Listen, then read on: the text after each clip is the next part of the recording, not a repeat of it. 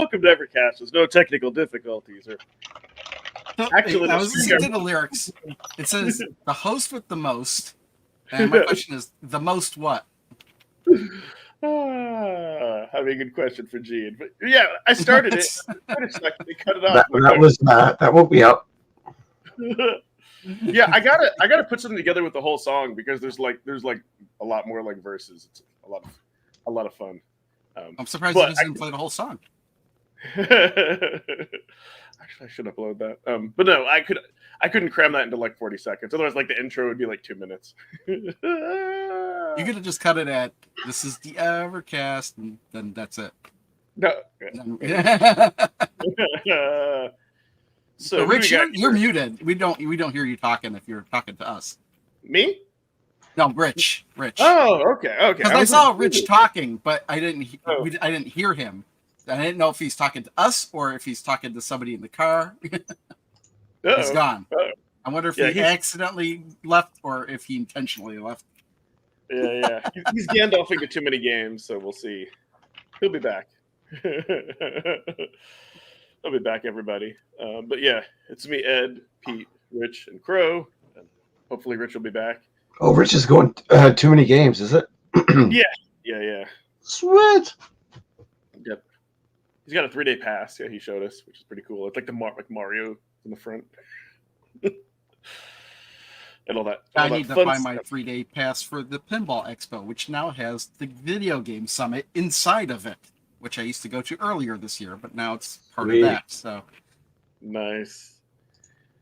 So yeah, we got some stuff to talk to. It's kind of like the calm before the storm. But let's see here. Let's say hi to the chat. Oh my God, like so many channel members. Channel member Lloyd JRM. I'm pretty sure it's all channel members now. Right. Hey, Richard, yeah, and if it's not, it will be by the end. We're joined by an Atari controller. That's funny. Oh wait, shit, that's me. Oh, I see. Yeah. I was like looking in the chat for who's the Atari controller, not thinking about looking at your. I could turn my camera on if you like. He put on his headphones. There you go. It's a blizzard in Canada. Well, okay. I'm surprised you didn't take the recommendation for earlier, where it's like you just have the camera pointed down and all we see are your hands or something. Wow. Oh, my sexy hands! I don't know how to do that. You don't know how to tilt the camera down? No, it's where it's mounted. It's in a very challenging place. I see. All right, well, Rich gets that figured out. Let's see who else do we got here. We got channel member Colum. Welcome, channel member Dave. Channel member Dave D. Or is he? You're saying Dave? Dave D. We got Dan Ruff. Hey, we got Genejoke. I think that's better. Another channel member Joe Whitlash. I was thinking, hey, I got I Heart Retro, whose name that I say right every single time that I've never said wrong. Don't you mean I Heart Radio? Stop it. I love that nobody corrected me. Nobody corrected me until he's like, actually, my name. No, I felt bad. Oh no! Getting things in. Pull over, Rich. No. Okay, we got. Rich said, "Oh no," and then disappeared. So that can't be good. Right? And I was like, no, God. we have an Evercade. We have a channel member, an Evercade fanboy. Another channel member, Rob Taylor. We have DF. Stupid family. All right, we're good now. What Pete is showing us. Yeah, I wish it was that big. Oh my God. We have our Jimmy TV. Yeah, I know. It's weird, right? Well, welcome, everybody. I say your name wrong every time? Is it Lloyd? Well, I mean, it's Lloyd J. What JR? You say? I think you say Lloyd Dr. Jim or something. You say something. Like, I know it's not Lloyd R. Jim. It's Lloyd R. Jim, but you say something different every time. I say it back. Yeah, sure. Lloyd R. Jim. Yeah, I think I say Lloyd Jr. Yeah, Lloyd R. Jim. Yeah, Lloyd R. Jim. Sorry about that. Or is it Lloyd Dr. Jim? Oh yeah, it could be Lloyd Dr. Jim. Yeah. True. Okay, well, good. Glad Rich got it out there. All right. How far of a road trip do you have there, Rich? It's probably another hour. So you'll be in the car the entire podcast. That's unless it. we go over. Oh man, that's great. Yeah, so as soon as the show ends, I'll just walk right into from this show to the show floor. Yay. It's Jim. It's Jim. It's Jim Lloyd. R's the middle initial. Yep, the Mario's. God, that's so standard. Is there like it's a 3-day pass that has 3 characters on it? Do the other day passes have a different number of characters on it? They do. Wait, actually, yeah. You're going there for 3 days? Well, this is the second day. Yeah, I was there yesterday, and I'll be there today, but not tomorrow. I'm not going to go on Sunday. But it's cheaper to get the 3-day than to get 2 single days. Where is Too Many Games? It's in Oaks, PA, which is just outside of King of Prussia and the North Philadelphia area. Yep, in PA. And you're driving there from home every day, or you get a hotel? Yeah, it's about an hour. It's like an hour and a half. Yeah, New Jersey's right beside Pennsylvania, right? Yep. Yeah, I'm on the turnpike now, so it's just like a straight shot, like straight through the center of New Jersey, and then I come out into Pennsylvania right above Philadelphia, and then just curve around, and I'm right there. So that's pretty good. Okay. Where's the Evercade booth at Too Many Games? No, there is an Atari booth though. Oh, nice. I wish there was an Evercade booth. Someone at Blaze should like talk to, maybe if they don't want to do it, just send me stuff and I'll run a booth for them. That'd be kind of cool. Right. Do you see any vendors selling like any Evercade carts or consoles? Or Yeah. I'll try to take a picture of it. There was a couple vendors that had just like random carts. Somebody had an old OG handheld. But yeah, there's lots of stuff. I mean, most of it's all retro there, so it's just a wash in a sea of SNES, Genesis, and Nintendo. Right. Just cartridges everywhere, literally. I'd want to test the Evercade carts at the booth before I bought them, just because the earlier carts had some, ROM issues and stuff. Yeah, that's true. Yeah, because you gotta say that, right? Like that's like people like. It's like any other retro game. People want to check the boards of NES and Super Nintendo games. I think it's pretty smart to check. If you're going to a retro convention, take your Super Pocket with your Evercade XP so you can test the games yourself. Yeah, that's actually not a bad idea. I tell you, I'm full of great ideas. Yeah. I'm hoping people will actually come in and hang out with me at the con floor. Because if people are there, I actually have like little prizes to give away. Oh yeah, that's right. That'll be fun. No one's picking me up on it yet, so it's all good. Dan is saying he's on the wrong side of the Pittsburgh. He's like 5 hours away. Yeah, it's a drive. Yeah, getting all the way across PA. Yeah, it's a drive. It's worth it though. If you like conventions, though, Dan, it's worth it. It's probably the largest retro con that I've been to. It's probably nowhere near like Portland or any of the other bigger ones, but it's pretty huge. Yeah, Portland's pretty big, but I hear Too Many Games, and Game On Expos are getting really big. Like they're not as big as Portland, but they're pretty close. Yeah, and they got tons of people there too. Like if you want to go see like people that do work in video games, voice actors, like bigger YouTubers, like that kind of stuff. They're all there. They're all hanging out.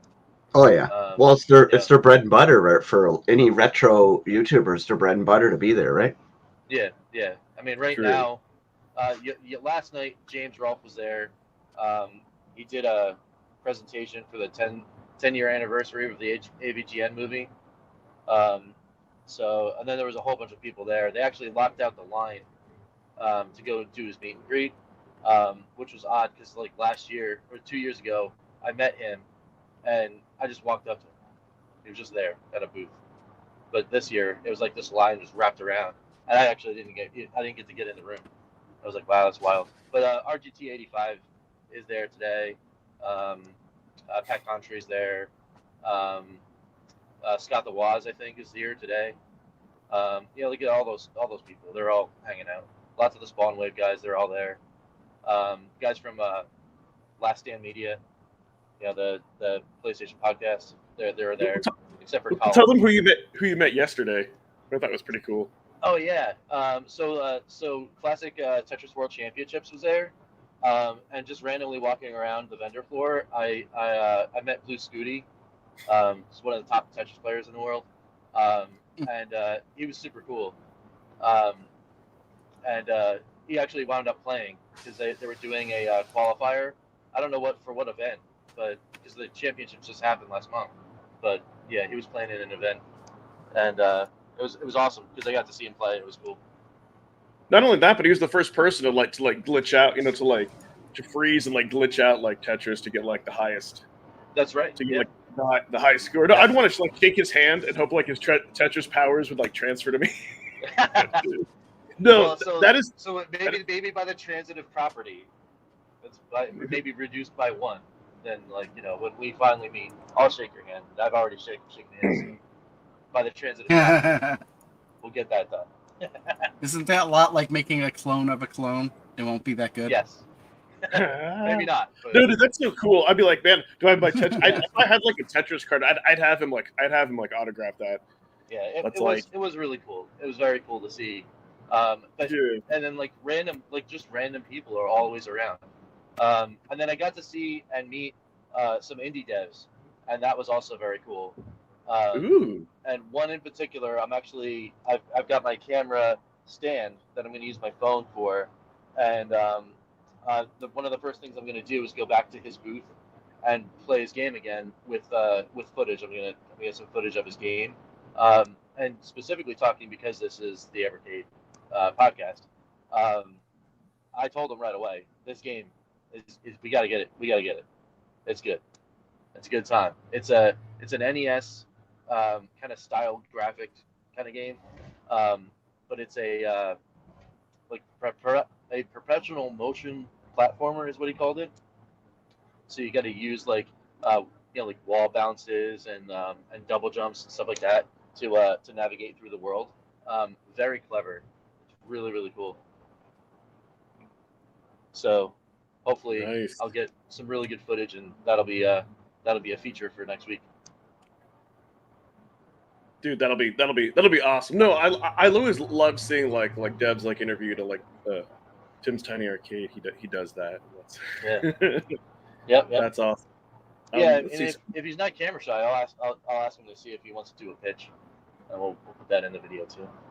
So nice. So yeah, that'd be cool. Yep. And I went to the Atari booth, and they had Neo Sprint there because it launched on Thursday. Yeah, that's right. That's right. Yeah. Yep. So that was pretty cool. And they were like, "Oh yeah, did you pick it up yet?" And I was like, "Yeah, man, I have a VCS. I've been playing it for 3 months." Because they put out the beta version on the VCS. Oh yeah. So, kind of interesting. Yeah, you hope Techno's. Yeah, no. So some interesting things, and actually, don't really have much in the news. Oh, and I would say my sincere apologies. I actually was so busy this week, I forgot to do the polls. So that'll be back. That'll be back next week. So my apologies on that, everybody. I was seeing polls, no polls. Yeah, I was trying to find something. This is kind of more past news, but yeah, no, I did want to talk about that. So what's interesting is for this part in itself is that this was back in April, but probably should have mentioned this earlier. Now it's the end of June. I guess Techno's One Arcade is Legacy. Yeah. So, but I mean, all Legacy means is that they're not printing anymore, right? Yeah, that's all that means. Yeah, right? Not manufacturing them. Yep. Yeah. Manufacturing. And I guess it's all of those Legacy cards could all be, put the ellipsis at the end of they're not doing it anymore, and then because you never know. They can always re-sign a deal later on. Yeah, exactly. Remove the games that are causing the issue, and reprint the card. You know what I mean? It's what they mean by legacy is that they're not able to print anymore if they wanted to. I mean, because they're probably not printing lots of other carts as well. Yeah. But if given the opportunity, if they needed to, they could. But it's just that with these ones that are legacy, they can't without renegotiating a deal. Yeah. They're gonna say what it means is that like the scalpers will buy them all. So that's, and just to kind of bring up, so price charting actually has its own section. Like I went through this, and like right now, yeah, they do have their own Evercade section. I've been looking at it that's where I was looking up prices before for Evercade stuff. Really? Yeah. Yeah. For the fun of it, I just went there, typed in Evercade. So just wanted to point out, it's still $21, and like Technos collection, it's like 137 is the average, but just to kind of scroll through this, you'll see. But like the Oliver Twins is 70, complete in box. So yeah, you'll see some of these. I don't know. For me though, like I don't know. In good conscience, if I had some of these like older, I don't know, VS edition is worth 400. I don't know. In good conscience, I don't know if I would want to sell like an Evercade, like an older card sealed, because it's something that shouldn't get this expensive, right? Because that's like the whole point. Like Duke Nukem is like 40. Yeah, I mean the whole. Well, the reason why they're expensive is like anything else: the supply and demand. They're not available. People want them. Well, again, it's a whole collector's thing. It's like anything else, right? Yeah. It's like the only cart that has games on it you can't play anywhere else. Well, I say this, like I guess legally would be the Duke Nukem Collection 1. Because you could still, I mean, the whole Duke Nukem Remasters thing, that was not originally going to be on Evercade. That was originally just going to be a fan project, I think, for PC.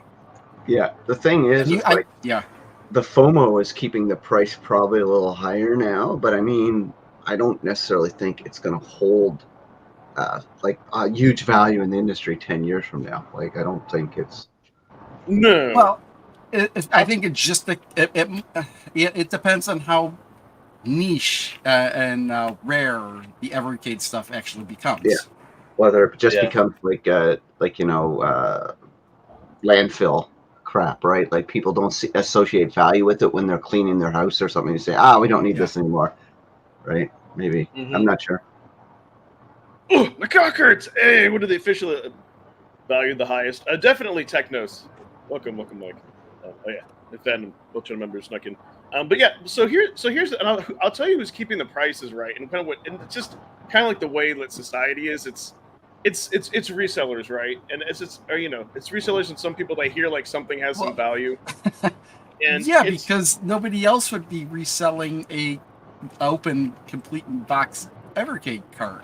But it goes like, I mean, again, this is nothing new. I remember like back in the day with Ninja Turtles and all those. But what irritates me though is that like they'll buy up all of them, or something like Technos, because like you saw that price was 137. They'll try to sell it for like, someone will pay $200.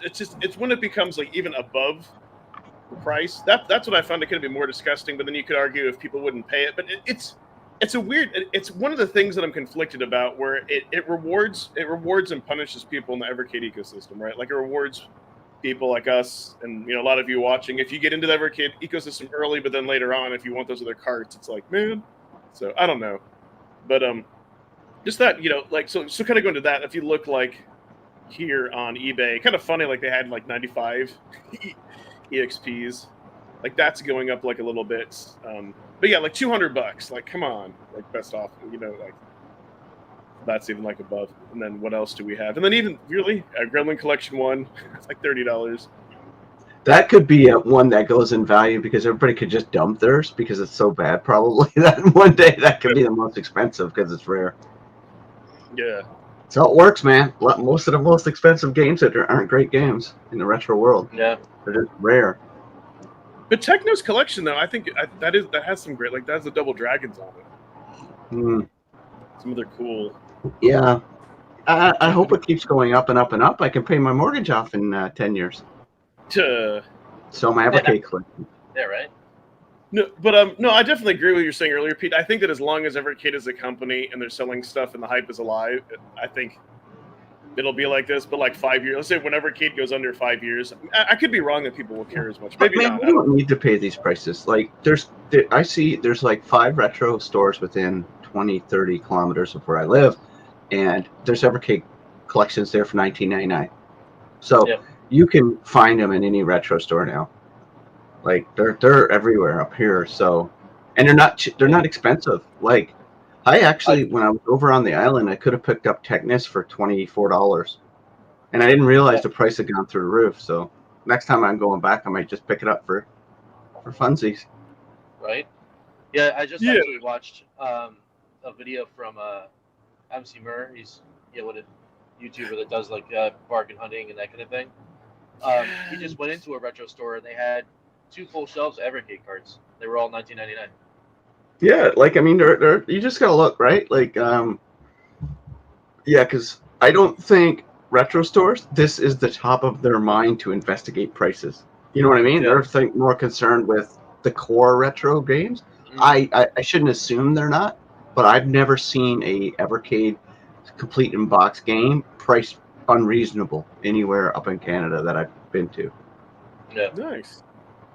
Yeah, but like I said, I don't go very far. No, that's good. That's good. Canada's pretty big. I wouldn't mind having a second Technos 1 or Namco 1 just because then I don't want to like go. I'll tell you one of mine for $300. I have like 4 Technos because I had a problem. My first one, way back when, 3 years ago or 2 years ago, and Video Games Plus sent me a replacement. Evercade sent me a replacement, and I accidentally ordered a replacement, so I've got like 3 copies. There you go. Yeah, no, I would just want one for a Super Pocket. But the funny thing is, it's like, for that much you could just buy. I want a Super Pocket XL. Super Pocket That's XL. just an Evercade. Yeah. Yes. No, but there is. No, that would be an Evercade Alpha. That would be the XXL. Yeah, I just want one. No, it's funny. It never leaves my desk. Like my Evercade Taito collection never leaves my desk. Pretty much goes wherever I go. I brought it with me on vacation, but I still haven't played it since I've been back. You should sell it then. Make some money. It's poorly. No, it's like I said. No, I might have to do a video, but like if you bring it with you on vacation and I didn't have anything else to play, then it was a lot of fun. I guess then that I was first. I take it for those times when I'm going somewhere where there's no Wi-Fi, and I'm like, hey, okay, this is great. I can play this. If I think I would bring it more with me if like I had like a smaller like there was like a case, somebody like an estimated case that could fit over it and you could put it in your pocket without scratching it. I don't know. But gonna have to see. But how do you guys feel about the? That would be too big. That would be too. I don't know. I don't want one that big. Size of a Steam Deck. Yeah, I won't be able to tell you till next week.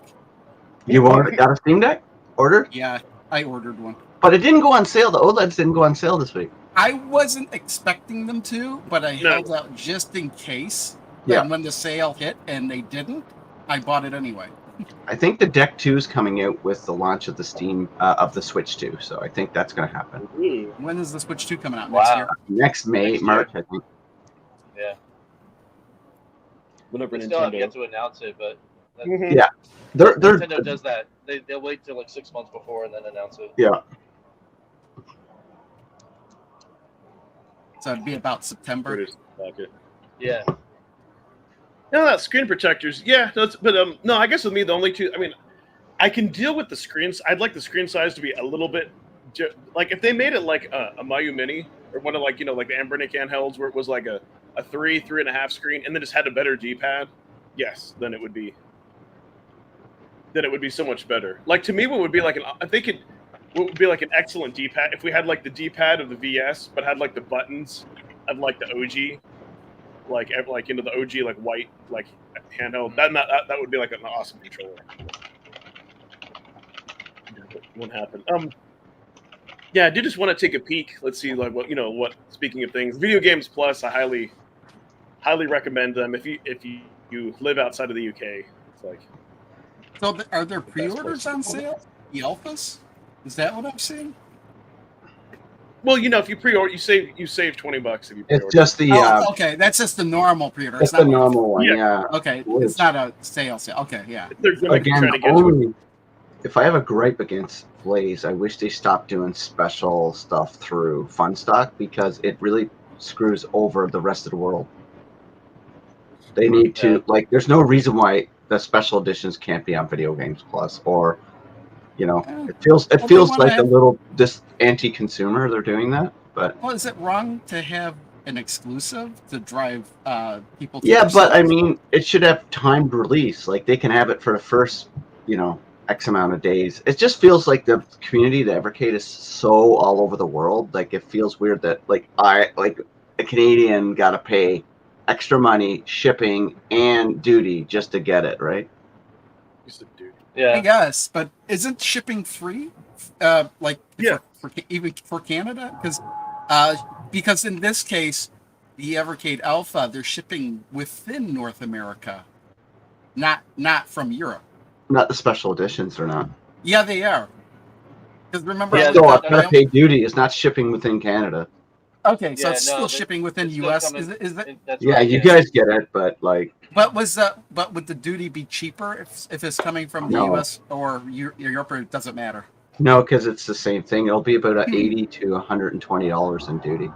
Okay. Okay. Yeah, I'm not familiar with that. We don't have to do that here. Some countries, when you import stuff, you get taxed and have to pay that. Yeah, because that price on sale in Canada is $319 Canadian. So what you're seeing on your screens, the U.S. is $319. Yes, but again, it's the dollar difference too. The Canadian dollars versus U.S. dollar. A retro duty. Yeah. Yeah. Yeah. No, I love video games, but I was just saying, I pre-ordered the Tate grip, and then I pre-ordered that, and it came out. It came out to like 60 something, so not too bad. It's what's interesting though, like the British pound has gone down it's kind of like almost like the opposite. Like what I would save here is what it would cost more. So it's not for buying outside of the UK. It's not as bad, like cost wise. Wouldn't it be funny if a British pound? Yeah, like their prices here are very, very reasonable. See, and you can still I'm gonna say you can get Duke too. Duke 1 card is starting to become a lot harder again to find. And I always like to kind of take a quick look and just see what's in stock. Super Pockets, you get plenty of those. But yeah, like the prices here are still great, and their customer service haven't had any issues. Only 9 left to Cathedral. But yeah. Like anything, it's kind of, we'll see here in a moment, but like Funstock kind of does this too. Like stuff that, but they let Funstock will list stuff that'll never come back in stock. Just like, here's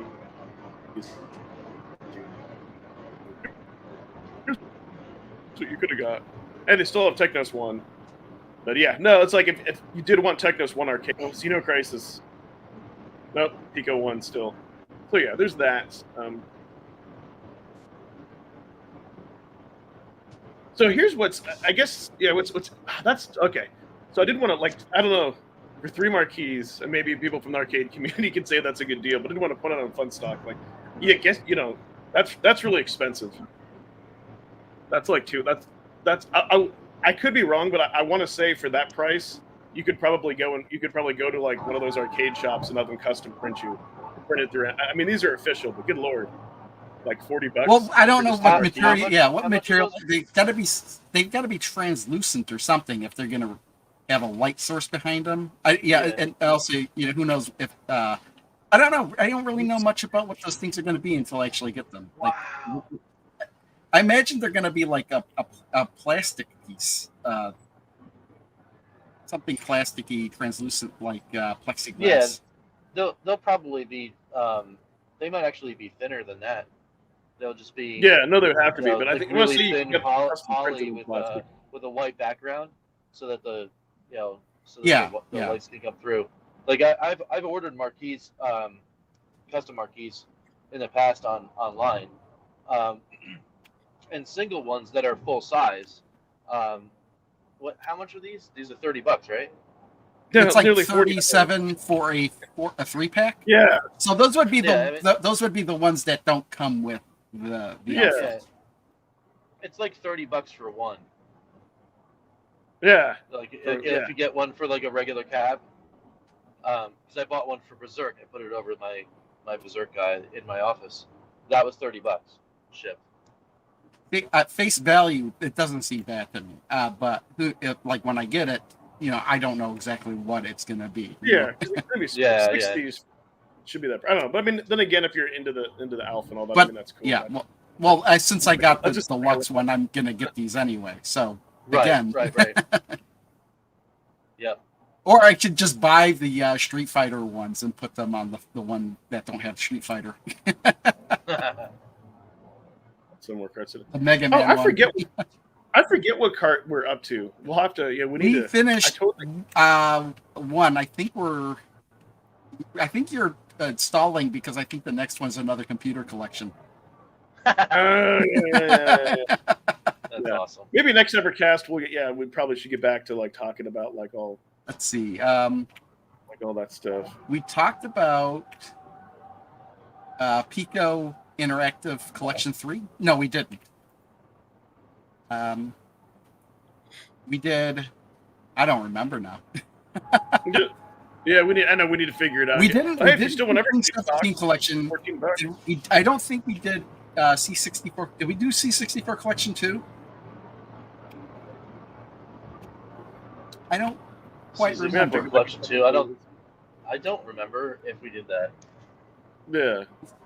Did we do both Toll Plan? Or yes. I'm pretty sure both of them. Then I think we did Indie Heroes Collection 2 then as well. Because I think then the next one would be B64 Collection 2. Because that came out at the same time as Toll Plan Arcade 2. Yep. Yeah, Genejoke is the resident. He's the resident historian. Nice. No, it's awesome because like if I forget the name, we did C64 Collection 2 because I kind of remember you guys blowing through it. So okay. So I think we did it. So I think it's either Team 17 Collection 1 or Pico Interactive 3. Both were released on the same date, and I don't think we did either of them. Oh, we did Pico 3, yeah. Oh, we did Pico 3. Then it's definitely Team 17 Collection. Yeah, I do kind of remember talking about 40 Winks. So it is definitely Team 17 Collection. Yeah, no, we can bring that back. So I guess next show we'll do. Better make a note of that. Yeah. Yeah, let me make a note of next Evercast Team 17 card. Okay, cool. Yeah, we'll definitely do that. I can't even speak. Been a while to get back into that. No, I just want to point out here. It's interesting that you can still get the link cables. I don't know if anybody uses you can still get the OG carrying case. So yeah, fun stock. They have like, but no VS. No VS. No mug. And this is sad. The VS if you missed out. It's going to change to the new colors now, though, right? Yes, but you won't be able to get the Mega Man one. Yeah. Right. Yeah. I think that's silly. They should sell the Mega Man color one, even if they make it limited. Like sell it for a couple months or whatever, just so you can get a second one for your alpha. Yes. What do you mean a second one? Well, I mean, let's say you're just getting into Evercade and you just want the alpha. You get the deluxe edition, and you get your cool-looking controller, right? If you want a second one, you should be able to buy a second one without having to buy. You're talking about the controller, yeah. Yeah. The blue, like that. Yeah, that one. And that doesn't become an exclusive for the alpha. And I think the reason they're only giving you one, I guess maybe the logic is that the first player could use the controls on the alpha itself, and then that would be the second player. But then my argument would be, if somebody's on the machine, the second player is not going to have a very good view because the first person's right in front of the screen. I'll tell you what they could have done. They should have done it just because, remember with the VS Founders Edition, you could get additional black controllers for a limited time.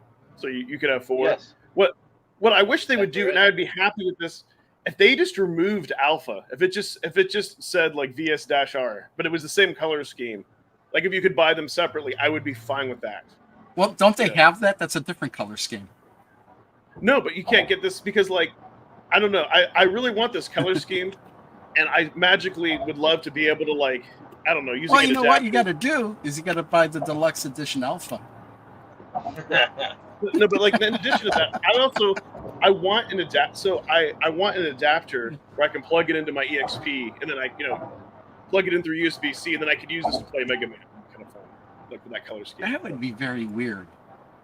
Hey, Grassline! Channel member, welcome. Hey, Geekstorian! Hey, what's up, man? Very Mega Man. Power Stone rules. Yeah, no kidding. Ready for so? I don't know. That's a great topic, but so I'm conflicted about things like that because I'm actually happy this year that we don't have like must-buy Evercade hardware to play Evercade games. You know what I mean? And I can tell you there's that's an opinion for you. Well, that's only because you don't want the alpha. No. It's not just me. I want to say the community is divided to where they're like, oh my god, not more Evercade hardware. I don't want to have to buy because like typically like every. I'm just saying, don't spell opinions as facts. No, I don't. I'm just saying like I'm not like alone in that. But like okay, I don't think like as far as like marketing, I don't think it would be as financially, I don't think it would be as good as people think that it is. Because if they have to remake, and again, I could be wrong about this, but if they have to make like let's say like a more powerful VS, then you're starting to get up into like Steam Deck, you're starting to get up into Ioneo 2, you're starting to get into a higher price point. Now, what would be awesome if they could take Dreamcast, they could make a deal with Capcom, which Capcom will never give us physical carts, but if they could get like the source code, like they did like with Glover, and if they could make it playable on existing Evercade hardware, yes. But I think that once you get to that price point, then there's other devices I think people would just rather spend their money on. I don't think they sell as well in the Evercade. And then you divide the community once again. Remember that like we had the community be divided. Like when the VS came out, there was like a lot of hate because people were mad that like there was the dual slots. And remember we didn't have the EXP and it had wireless and Game of the Month. I mean, people got over it, but there was like that whole nonsense. Yeah, no, I would just like Capcom just to give us a cart. But yeah, I'd be more interested in seeing what carts are coming out, rather than built into whatever system. Yes, yeah. The other reason I don't want that is we have so many, like up until the PS1 era, we have so many great games we can play, and I don't want anything to take away from Blaze's R&D. Like I think we still need some other things like online multiplayer leaderboards. Like there's other retro achievements. Like there's really some other things that would make the Evercade ecosystem shine like anything else. Like the first step towards that would be profiles. And so if they all of a sudden one day were like, okay, we've implemented profiles, then you can start talking about that. But from what I can see, I don't think that's going to happen. Yeah, that's pipe dream.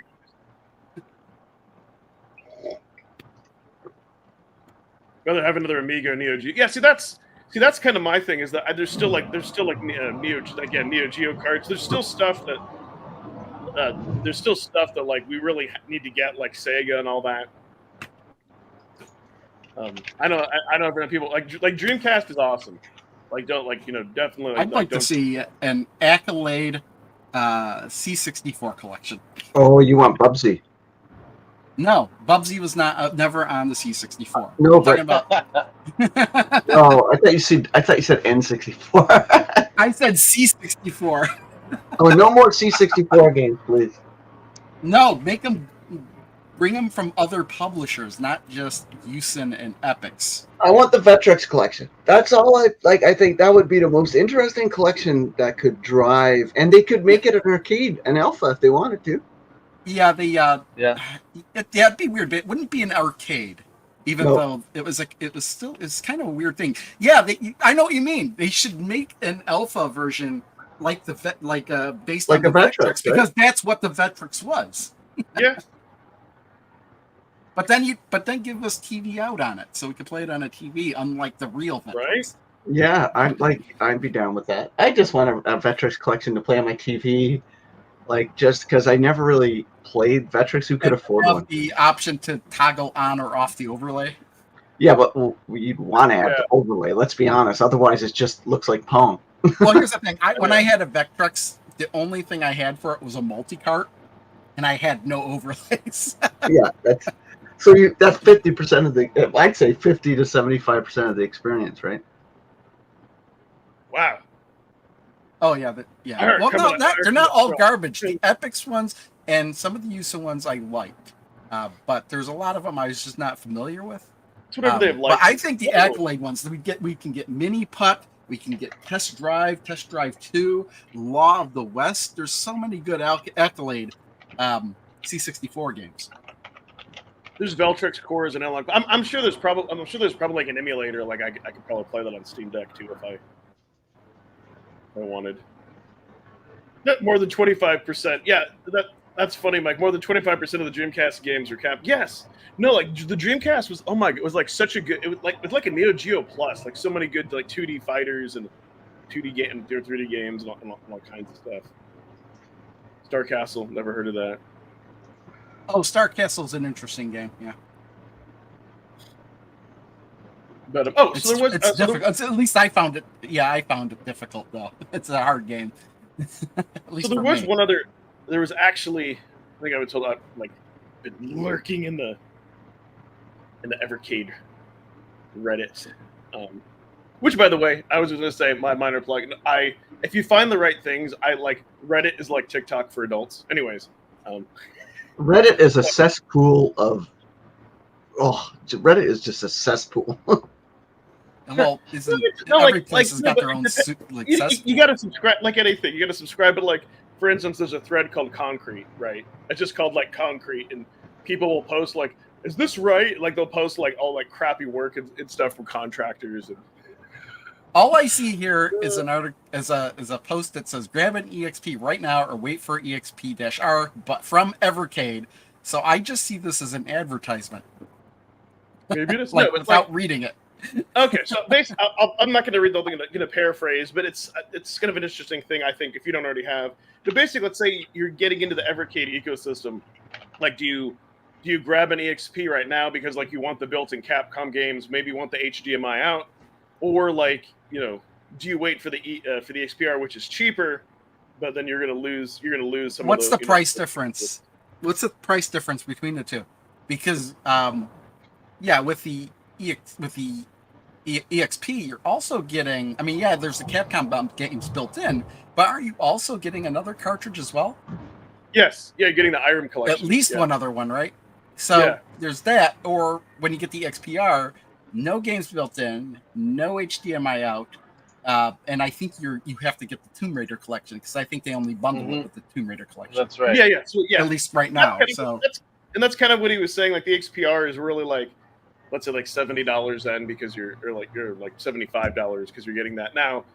Kind of it just showed on eBay. You can get the OG EXP between around $200 I guess is average. That one was $229.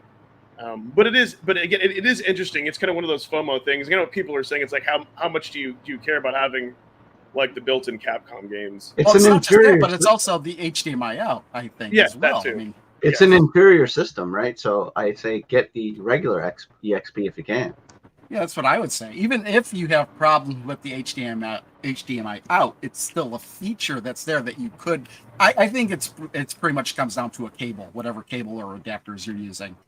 It does. And also the TV you have it connected to. Some TVs can't change resolutions or identify resolutions very well. I think that has a lot to do with it because with my HDMI switcher it works because I think it forces it to, didn't have any issues. But no, it isn't because sometimes I forget the Capcom games are built in, but then like when I play them, I love going back to that Capcom collection. I do think that is super neat.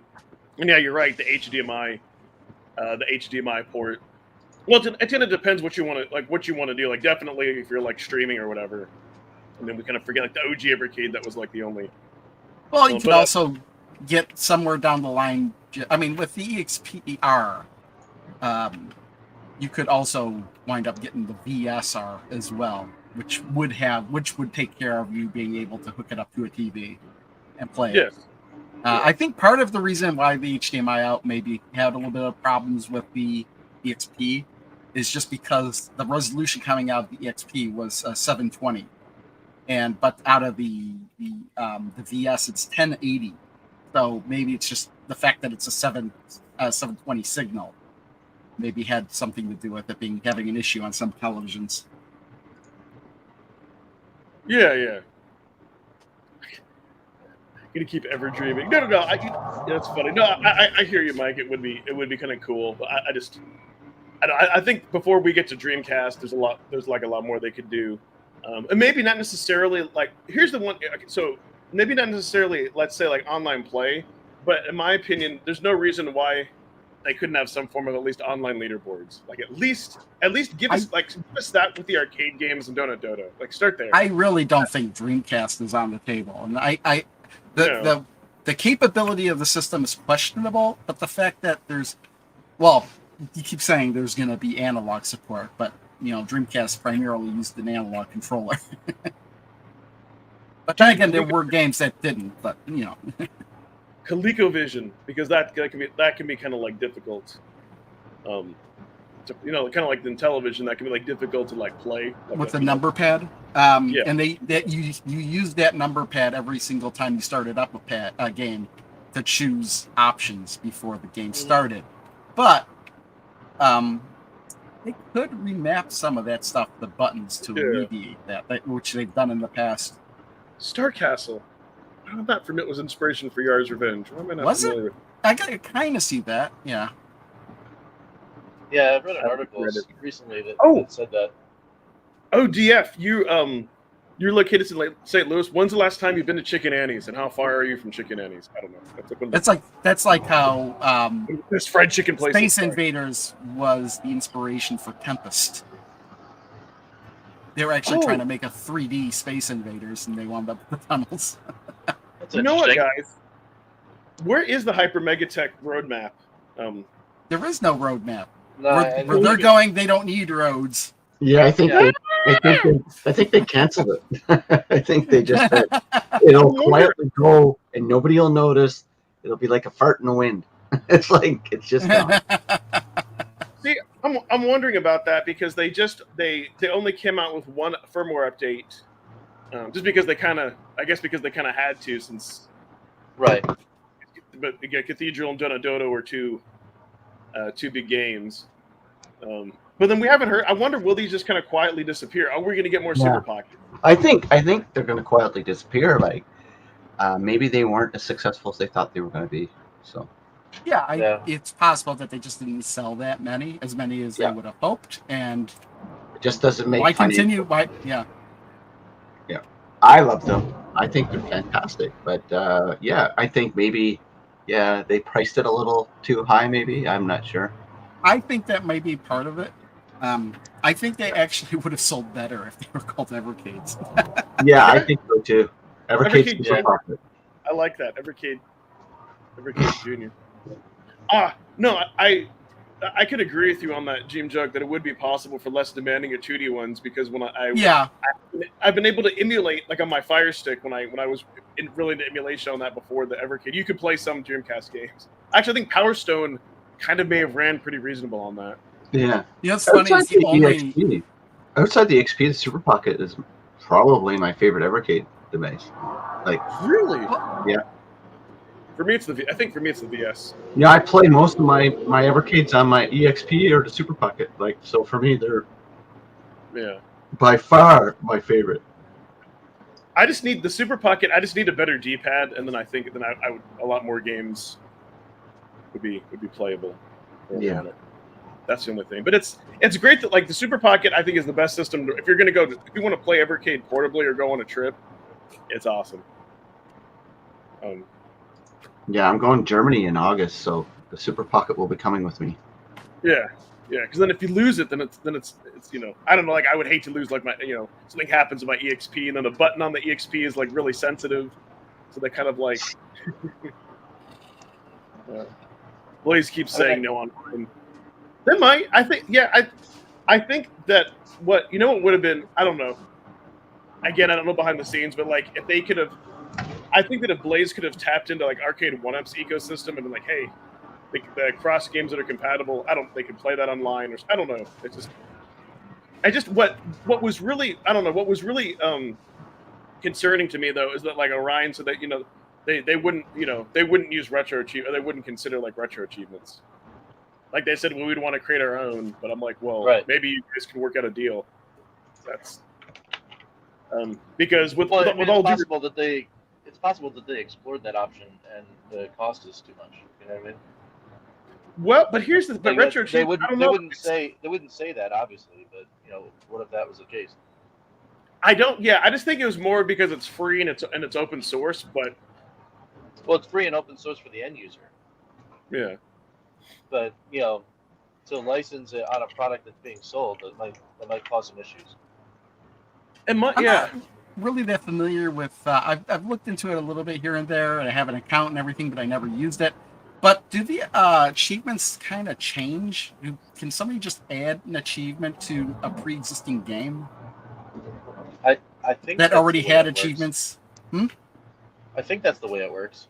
Because I don't know how that would because can you have different lists of achievements for games? Who's creating these achievements for the games? But no, the only reason I bring that, the community can, and see, I don't know, like because it is free, but like technically, like some of those games already exist. I just know that Blaze, they don't have the bandwidth to do that on their own. That's all that I'm saying. I really don't think. Right. I really don't think that they do, but they could just, I think like just start off, since now they're getting into arcade, since now maybe the Evercade Alpha has attracted arcade. Just think about putting arcade games with online leaderboards, or for the love of God, QR codes if they had to, just something. It would be, the advertising in the end would be worth it because you would have people looking at that. I don't know. Mr. Steve, the Taito Super Pocket would stand up. Bubble Bobble. Taito's got a ton of good games. Yeah, man. No Zookeeper. That's why I want some of those on collections. Yeah, we need Zookeeper. I played that like last stream, and it was just so sad how good of a game that is that we don't have it. Yeah, I know this. I played it. I remember playing it in the arcade a long time ago, and then I have it for the Atari 2600. I have the homebrew version of it. But I still got to remember, Taito has Space Invaders, so you've got all those Space Invader games and the original and all the other. True. Again, Bubble Bobble, Puzzle Bobble, which we already have in the Taito Pocket, Super Pocket.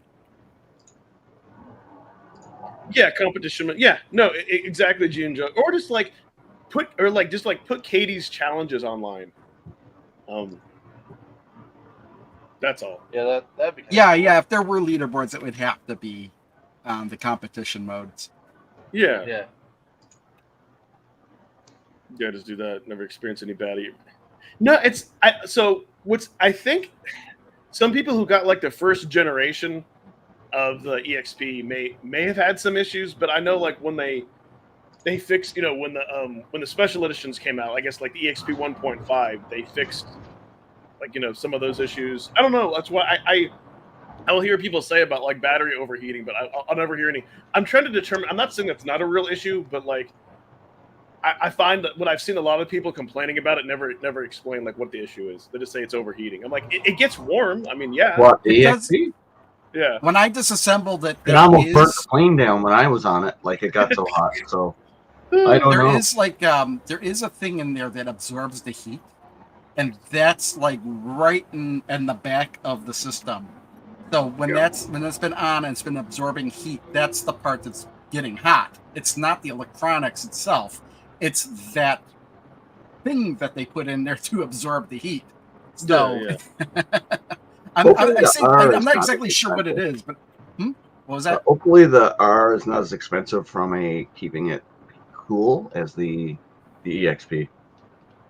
Because the EXP gets really hot after you play it for like an hour. It does get hot on the back. Yeah, I mean that's kind of the reason I initially bought one, because I initially wanted to take it apart and see what was different on the inside. But I did cancel my pre-order because got really no use for a second. Yeah, the EXP is useless. Like it literally is a useless device if you own the R is useless if you own the EXP. Yeah, the the EXPR is useless if Yeah, you already it's own useless, the yeah. EXP. Yeah. But I was just kind of curious, and it was $100, and I was like, hey, I'll buy it. And I wanted the Tomb Raider collection anyway. I would have bought the R if they would have put a like the OLEDs has it a anti-reflective, anti-glare screen. That would have been awesome. Because I find it's too reflective. The XP, Can't you get a screen protector that's also anti-glare? Yeah, I know, but who wants to do that? People? No, I'll tell you. I'll tell you for me. What would I have can been better. never put those on without bubbles. You get one that's glass. If we get the glass ones, it's possible for there to be bubbles because it's perfectly straight. There's no. You put it on flat, and that's it. I don't believe you. And I'll call it a design flaw, or like, I don't know. For me, the biggest thing that I will never understand why they did this was the power switch. They should have kept it like they have on the Super Pocket and anything else, because it's too sensitive. And like with the Super Pocket, I like that you can just like throw that in a bag, put it in a case, throw it in a bag, and then you're done. I don't have to worry about it turning on by itself. You know what I mean? And I don't know. So for me, like the EXP is a portable. But like for around the house, I wouldn't. Well, especially since I have the special edition, I wouldn't bring it anywhere. And then to and that's where maybe the EXPR could come in. But still, though, with that power switch, right? Oh, Toys R Us. Oh, so yes, time of turn. They do sprout, but it's the wrong version of Jackal. No, I'm sorry. So here's what's funny. Here's what's funny about that, and like how nostalgia works, because I just Sproutman brought that up on my last stream, and I tried playing it, and I could deal with it being vertical, but like I don't know, in the arcade they must have used a different joystick because the controls are different. Not only that, because it was like better sound, the sounds were so off. I couldn't deal with it. Like it wasn't as like nostalgic for me, if that makes sense. Like the sounds of like shooting your grenades and your weapons, like it sounds kind of like if you've ever go back and play like the Zelda disc version only, or like Metroid, and like how the sounds were like better than on Nintendo, but it sounds so off that it doesn't seem right, like shooting a missile into the door, and it makes it different. Yeah, exactly. That's the thing. And I kind of feel the same way about like Double Dragon for NES, and like Contra. Yeah, I think a lot of people do. But yeah, I mean, it's interesting that they released that version, because like the NES version is also like, it feels it's widescreen, but it feels it's not Tate mode. But yeah, the controls are just a little bit. They're not as tight. I guess like the difference would be something like Food Fight, but I don't know. I need to see does the Jackal arcade machine have like a weird 8-way stick or something? I'm so curious now. If I can find a picture of it. No, okay. Huh. It looks like it used a standard controller, but unless there's a joystick, what the hell am I saying? But unless maybe it's just like it's the emulation on it. Huh. I don't know. But yeah. It comes down to you grip the console version. Yeah, exactly. Yeah, so I think that's kind of funny. Although speaking of things, look, what's interesting, even though I'm one of those people, like a lot of you who grew up playing things like on a CRT, I do love the way that HD, and maybe that's because I love like the way indie games and Pixar look like in HD. But something like the sounds and the music are very important.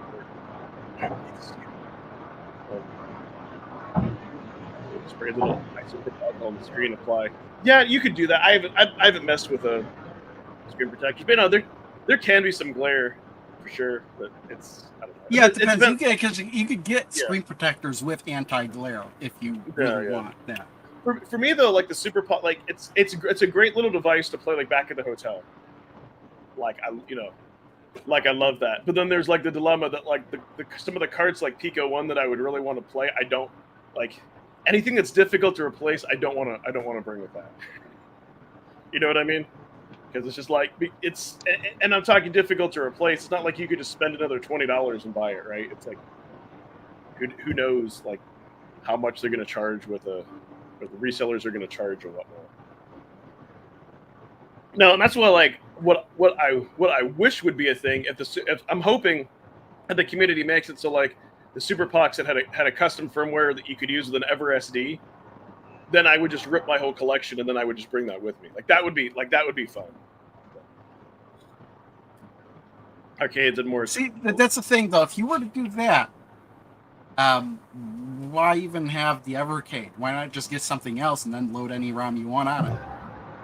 Okay, that's a great question. So you can do that, but it's kind of like if you want, it's kind of the same reason why it's the same reason why you would get like let's say like a Game Boy with an IPS screen and a flash card. Why you'd go through all that trouble versus you can get kind of for like I don't know if nostalgia is the right word. Well, here's the difference. Here's the difference. If it was you'd still be playing on original hardware that way. You'd still be playing on, but and it wouldn't be emulation. No matter what you do on Evercade, it's emulation unless it's a game that's running natively. Right. Which are very few. No, but I'll tell you what, for me like it's like the sense of ownership, right? Like I guess it's kind of like if I wouldn't go through the trouble of ripping all those games and let's say like playing those ROMs like on the Steam Deck. Like it would just be easier for me just to use the ROMs on the Steam Deck, unless I could play them on Evercade hardware, because then I would still be like, oh, I'm still playing it within the Evercade ecosystem because it gives me the sense of ownership because I own all those collections. You can still own the collections and then still play the ROMs on another device. But it's a little bit different, right? Like when you load it up and you see like the Evercade, like some of them have like the Evercade logos licensed. Okay, so you're seeing an Evercade logo. Yeah, but the interface too, right? You're seeing all the box art. And all there's so you're saying you just like the interface. Yeah. So that yes. So that's what I'm saying. If you still care about that, then yes. And then the save files wouldn't be transferable though. But I don't know. But that is kind of the dilemma. But the neat thing about the Super Pocket though is you boot it up, it works. There's like nothing to configure, nothing else to really mess with. So it just kind of depends on what you're looking for. Yeah, physical and curation. That's all. Because every now and then that comes up where people are like, hey, why do we even, hey, Immortal, why do we see? Yeah, because we just could use the ROMs. Yeah, it's kind of like that whole thing.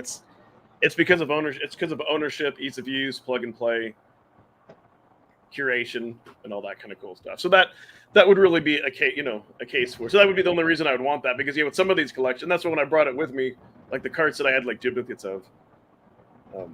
Although like interplay, actually and they're also dust covers too, like for the carts. Like I have like my extra interplay that's in there. Interplay one, dear God. So I don't know, and to each their own, right? It just kind of depends. With me, there's still the dilemma of where I want to play these physical carts better. I'll just have to see. Because like you can get like a nice speed. I may have to sometime break down and reskin this and upgrade that. But anyways, yeah, he says, why do you even have an Evercade? It's like that's what I was thinking of. It's like if you were gonna go through the trouble of curating your own collection, then why even bother with the Evercade? Yeah, but it's like Mike says, he got into my own arcade games since it was impossible to buy those boards. Adding new features like online and community can grow. Yeah, to own arcade game. Yeah. But yeah, community, physical media, all the awesome things. Yeah, otherwise you can load up, but I don't know. That's why I've been talking about like with Steam. I have like the sense of ownership, with those games digitally. Not as much as I do Evercade, or having like physical games. But it just but you have like the convenience, so it all just depends. Having the curated collections, putting in the carts, having the sound, and all that. Here's something. So somebody mentioned a Coleco collection. Let me show you all. I won't play all of his video. Oh my God, I really hate when I can't find stuff. Cabbage Patch Kids, Adventures in the Park. That's what I think. I think of that and Smurfs and Gargamel's Castle. Whenever anybody mentions the ColecoVision, those are the two games that pop in my mind for some whatever reason. But so okay, so yeah, I'm sure you all are familiar with like the CX-78 Plus. right? You know that new controller that Atari has made on that two button controller. That's not a new controller. Yeah. That is the original European Atari 7800 controller. Yeah. Yes. I mean, it's new in that they're new in that they're remaking it as a new controller. Manufacturing it again, yeah. Yes. Which I bought because I could never find one on eBay back when I had the 7800. At least for a decent price. And then so I gave up and made my own controller. I'm gonna wind up buying one. But even though you want the other controller, the pain line. Okay. Okay, go ahead. I'm done interrupting you. Thanks. Sorry, but also thanks for reminding me, Crow. Because actually, I'm going to a place where there's a whole bunch of stuff. I might be able to find one that works. True. Now I'm excited. But no, I'm gonna say that controller.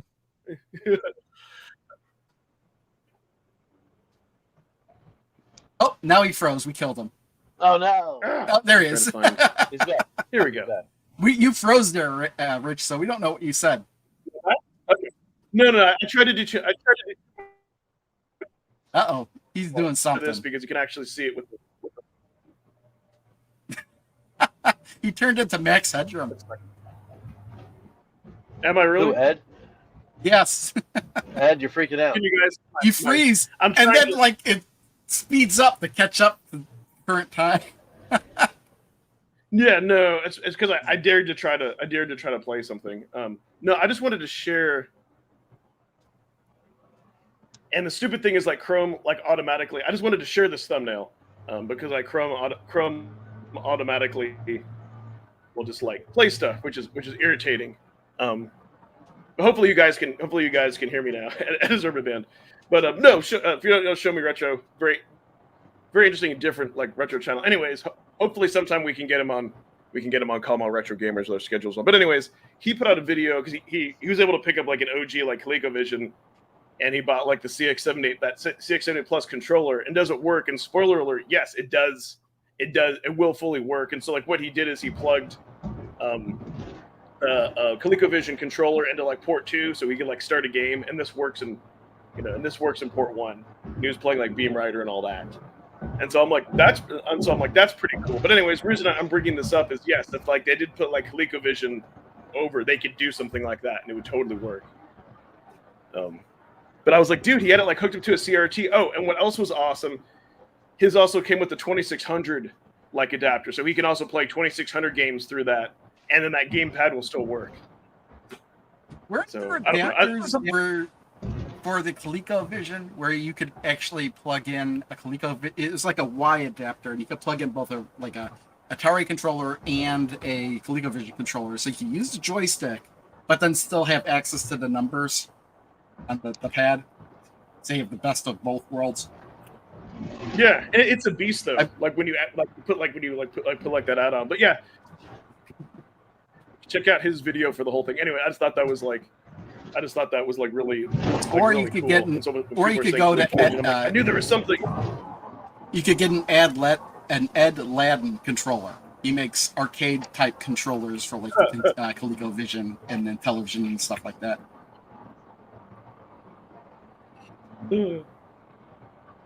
No, I was gonna say the internet's I don't know, like it might, like, believe me, fiber is better than when I had cable in this area. Just I don't know. Sometimes if we're doing this and I try to, like, I accidentally hit like play and it's like, oh my god. So I don't know. It might just be the area that I live in. But the joys of the internet.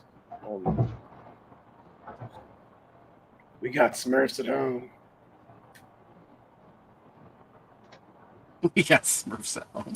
Yeah. No, actually, Chrono, all I can say is that, like, no, my answer would only get Everkid. Like, have you heard of an effect? The Evercade Effect? No, I have not. You have to explain this to me. Yeah, there might be a whole song that like actually does. But yeah. But yeah, no, it's like, and that's why I said before, the thing I love about Evercade almost more than the device, it's the community, and it's everything around it, right? It's a way where people, unless you're collecting legacy, you can get like portable cards, get a curated collection, get a way to like each Evercade device. Yeah, definitely. each offers when playing. Yeah, and funny that you mentioned that because I've really gotten used to the VS controller, and that's why like if you try to play like when I tried to play Donut Dodo on Steam Deck, like it was different enough for the D-pad where like it threw me off. But I didn't have to wait between the levels. I don't know. I might have to make a video and break down the differences. It's just kind of sad. I don't know. As it's so much for me to ask to be able to get to be able to play Donut Dodo without the pause between the levels. I don't know, or maybe they're doing it just to troll me. I mean, how big is the pause? I mean, I don't really. It's annoying. Well, when you're it's really annoying, especially when you're going to speedrun it and like you're locked in and your focus is just and you have that rhythm. It's just it's very annoying. And there's more the fact too that it wasn't there in the VS, and so it wasn't there in the VS or the EXP, and so that's kind of the other issue sometimes that I have with Evercade having too many devices is that like I wonder like did Donut Dodo have to suffer because they had to do that to make it compatible with the Super Pocket and the OG Evercade. Like that's I think Genejoke you may have said or someone may have said that like they had to do that, and so that's the other issue that I have sometimes when they keep coming out with all this new hardware. Is other compromises or things that have to be made? I don't know. It frustrates me. It worked, it worked on the VS with Game of the Month and EXP with Game of the Month. Why isn't it? That's what I meant to say. Well, you think that the specs and the hardware between the EXP, the VS, and the Super Pockets would all be the same, right? Yeah. Why would any of it be different? I don't know. Well, I heard to make it compatible because initially it wasn't on the Super Pocket. I don't know. It's the only thing that doesn't have the same specs would be the original Evercade, as far as I understood.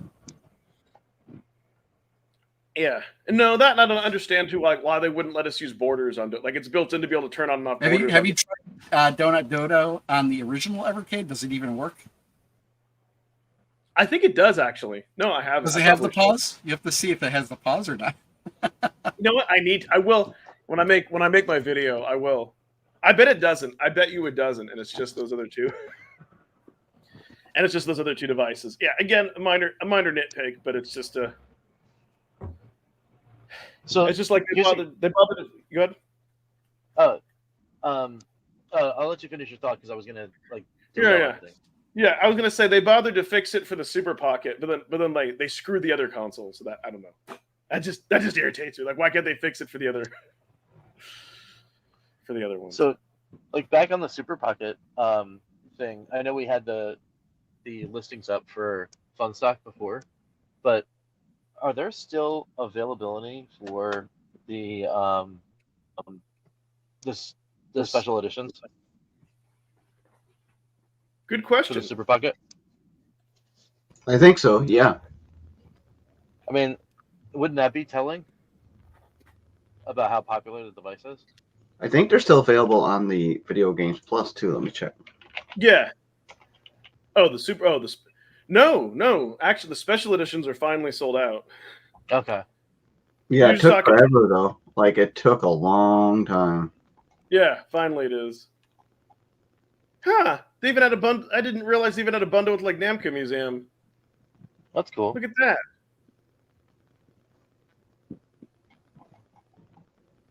Huh. Yeah. Data East Atari. Yeah. Except, interesting that they sell an Atari One, but like if you want to like Food Fight is not like that playable on it because of the D-pad. Mm-hmm. Like you really have to press. Like you have to like that. That's my only like for platformers and the games that it's like Pro Maiden it worked great, but if you're used to like not pressing on the outer side of the D-pad, then that's like where we have issues in like Food Fight where you need to be like really quick. But that's cool. Huh? Namco 2, not Pac-Man. Yeah, that's when I did I did a video and I did my testing. Like you can move the D-pad in a way on the Super Pocket where it doesn't move. And it's kind of funny. Like I thought it would have been the screen that bothered me more. But it could be a little bit bigger, but yeah, I've gotten used to that. But a Super Pocket XL would be kind of cool. I got a jet, guys. Bye. Oh, Cool, CP. Oh, by the way, I finally did the Pico collection on my channel. Nice. Awesome. The channel. Go check it out finally. And I got something new coming. I'm going to be doing something a little new on the channel, so stay tuned to that. I'll see you guys. Cool. Bye. Happy Canada Day for all Canadians. Oh yeah, that's awesome. Enjoy. Bye. Later. Bye. Yeah, so definitely check that out. Yeah, I know we'll be wrapping up here in a little bit. People saying goodbye. Oh, okay, so good. So they've confirmed more Super Pockets this year. Where was this confirmed though? In Discord? Well, they've been talking about it. Yeah, they've been talking about it on the Discord, and I think even on X a couple times somebody's asked about like where is the timeline or whatever, and they're like, oh yeah, we'll talk about it later on this year, and they haven't addressed it yet. So they can only confirm they're planning on it. Right. They can't actually. To me, a confirmation is not until you could pre-order now, and it's coming out this day. But even then, they've moved dates on that and pre-orders as well. Not very often, but that's happened on Discord and interview. Okay, yeah. Okay, they'll be out this fall. So, but that's. Well, but yeah, we're just coming out this fall. But there's no information like what Super Pockets, what is going to be on them. But then when they announce, they'll announce alongside the separates. Yeah. In July. I just feel like this year. That's my prediction. Yeah. Yeah, I know you're probably right, Rich. But it seems like this year we're ever starved for more, for more stuff. That's all. Not me.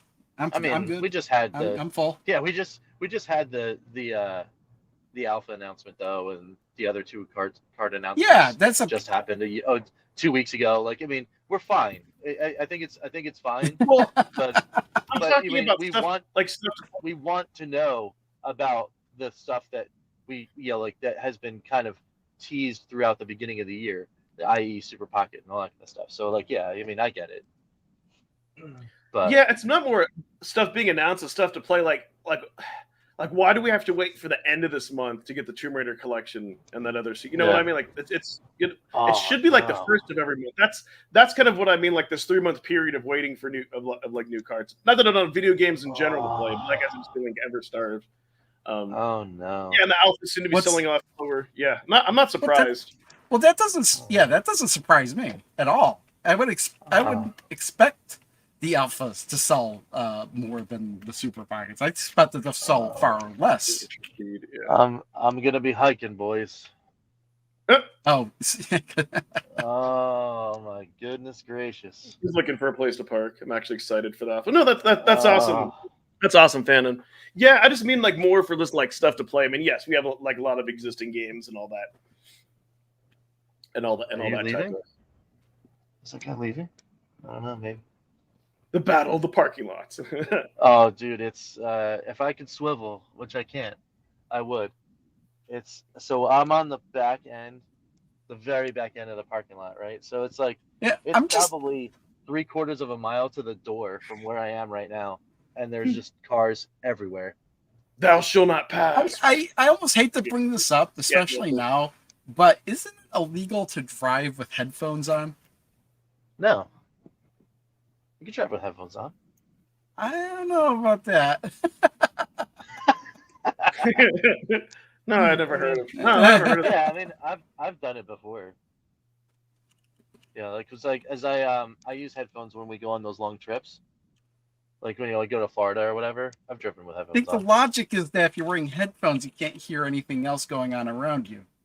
Yeah, well, but I'm not like blaring stuff out.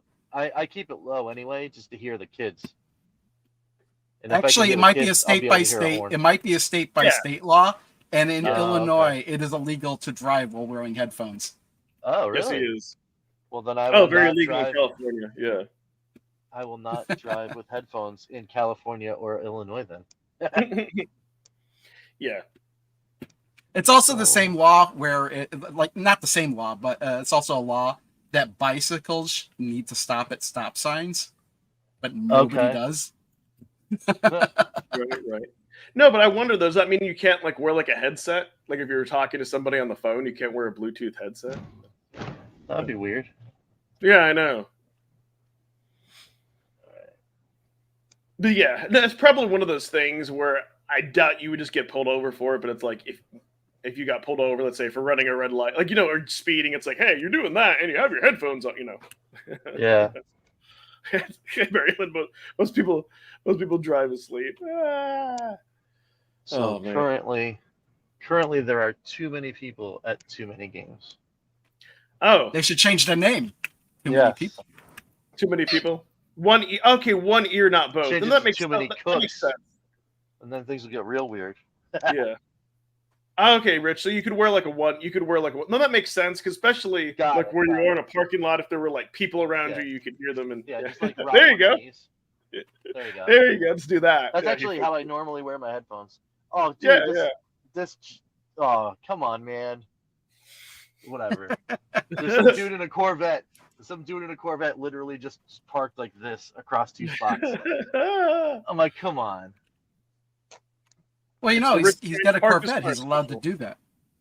Yes. Oh my goodness. Man. I don't know. When did this event start? Today. They just opened the doors about an hour or 2 ago. So it was doors open to wait in line at 9:30. So 9:30 to 10:30 you get badging. 10:30 you're in the corral, and then 11 they open the doors. So you can actually go into the the areas or whatever. Unless you're pre-registering for a tournament, they'd let you in early for that. Nice. Is there anything particular, Rich, that you're like looking for, like any like special Sega Master System game or? So I've got a story about a Sega Master System game that actually left a comment on that EMC Mirror video, because he put a Master System game on the thumbnail of his latest video, and I was like, sweet, Master System, awesome, and he didn't wind up picking up that particular thing, but he was talking about Master System. Yesterday, I saw on a pile of games a copy of Govelius, which is an action game for Sega Master System. It's like medium rarity. It's like a $60 game. It has a $20 price tag on it, and I was like, "Is this really $20? I don't know. I mean, maybe." And then I was like, "Well, maybe the price fell. I don't know." So I'll go walk around and see if we can get some comps, and I'll come back. So I did. I walked around and got the comps, and no, every single one of them $60. I went back, copy's gone. I'm like, damn. You know what? That's missed out. That's one of those things where it's like it's like when you see a good deal like on that, like you have to buy it, otherwise it's like you just got to grab it. Now, however, I did do it in reverse for a copy of Ghosts and Goblins, because I wound up finding out that Ghouls and Ghosts and Ghosts and Goblins are not just like name swaps of each other. I always thought that was the case. I don't know why, but I did. So I got Ghosts and Goblins is the sequel. Yeah. So I didn't realize that. So I got a copy of that game. Oh, nice. I don't think I realized that for a while until like Capcom started putting them out. They don't have the signs over here. Okay, cool. Immortal says you need a manifest of the parking lot. Visualize already being in the spot you want. Yeah. Nice, dude. So I'm gonna do what everyone else is doing. I've resigned myself to the full mile walk. So I'm just gonna park over here. Like there's another like empty lot over here. So I'm just gonna park over here. Just do this. That's fine. I can get my steps in. But yeah, I mean, no big deal. I mean, but I know it's like sometimes I could be finicky about things like I couldn't say I would have done the same thing, and then I would like, crap, I should have got it. But no, and that's kind of for that reason. That's why, like, if I see a booth where like people don't have price tags on things, that's like just a big like turn off, because you know that they're just gonna look up like the latest like eBay price instead of just God forbid that like their customer gets like a good deal or gets like a little bit of a discount. Like they're still making a profit off of it, right? Because they bought it like cheaper. If the price goes up, they're not, I don't know. Yeah, exactly. So Ghouls and Ghosts to Ghosts and Goblins. But they also have to make up the cost of the booth. So they're paying for the booth. So there you go. Yeah, that's true. So we have You know, ironically enough, they actually are. Yeah. There's a State Farm booth where you can make your own bobblehead. It's kind of wild. That's awesome. Zero spirituality. Supposedly the XPR is supposed to have better battery life. Yeah. And that's just, like, every battery and every device will eventually fail at some point. But I mean, some devices, they're more replaceable than others. Opening them up. No. So. And all that. Well, it seems like you've got there. We're at the hour and a half mark. Is probably a good. Yep. Yeah. Point. We can wrap. You guys want to plug stuff that you're doing this weekend or next week on your channels? Well, I'm not really. I'm still playing Astro Bros. I haven't actually played that in many days, and I'm in the middle of it. So, and I don't really have anything planned right now. Yeah, and as for me, it'll be the Too Many Games 2024 takeover. So there's just going to be like lots of videos about cool stuff I found. We're going to talk about that indie game that I'd love to see on Evercade, and some pickups and that kind of stuff. Yeah, hopefully, because you asked it before about like if I'm looking for something particular, outside of the Ghosts and Goblins and Ghouls and Ghosts for SMS, if I find it. I'm now also looking for replacement 7800 controllers that work, so that'll be interesting. See if I can find those, nice. And then some random NES stuff, because we have a fully working NES now in the office, so we've been playing on breaks all these different games, so it's pretty good. That's awesome. So yeah, so that's what I'm going to be looking for. So wish me luck. Dude, was it the one Nintendo, are you using the OG like toaster that's like in Studio B, or which OG for Studio B? Oh no, for playing NES games. Oh yeah, my chiropractor found one in his attic, and he's like, I haven't used this thing in probably 27 years. Like, do you know someone who would want to buy it? And I'm like, yes, me. So I gave him a good price. And it's flawless, dude. It's awesome. Okay, that's what sweet. Yeah, it's fantastic. Pins are great. Okay, awesome. That's what I was thinking. Yeah, great condition. Yep. So just asking. What do you said? I actually used it to test a restoration that's going to hit the channel on Friday. So sweet. You guys can look at it, or Friday or Saturday. I can't remember which day I put them out anymore. But yeah, one of those days. GTC members can watch it right now. It's a good time. Sweet. Yep. And of course, there's Steam sales going on. Those are like PC gamers are like, "Ha! We don't want physical copies of stuff." No. So I guess for me, I'll talk about real quick. Yeah. So tonight at 9:30 p.m. Central, 9:35-ish, I will be streaming on my channel. Not sure what I'm going to play. But we'll, you'll just have to tune in and see. And then I think for my next week's video, I think I'm gonna have to. There've been a few requests to play like the Street Fighter Evercade Alpha games, not on the Alpha, but I'm just gonna play those games and give my opinion since I won't be getting an Alpha. So I think that's what might be on the channel next week. We'll have to see. Sounds good. And all of that. So yeah, no, this was awesome. I think it's cool, Rich, you're able to join us and be here the whole time on the ride. Yeah. And I'm still rocking my Katie. Sweet, spreading the word of Evercade. Yeah, when I went to the GamesCon, which I might go to the one here in Austin in July, I was like, I was wearing this shirt to kind of. Yep. Yeah, I'm gonna switch back to this one a little later. So I'll switch back to this one because it's got this guy here. Oh. The QR code. So you hit the QR code and it takes you right to the channel. So then I like that idea. One of these days I need to get my lazy butt to get it. I need to get some shirts out. Yeah, it's good to that. It's hopefully it'll be a good time. So cool. Yeah, man. Alrighty. Well, I will go ahead and I'll thank all the channel members and everybody. And again, most importantly, I do thank everybody who gives their time and tunes into Evercast and tunes into all of our channels. And if you stumbled on us between the YouTubeverse and you haven't subbed all of our channels, all the links in the descriptions are below. We all have memberships, all that good stuff. So check us out. Thanks, everyone, so much for joining. This has been awesome. And bye-bye.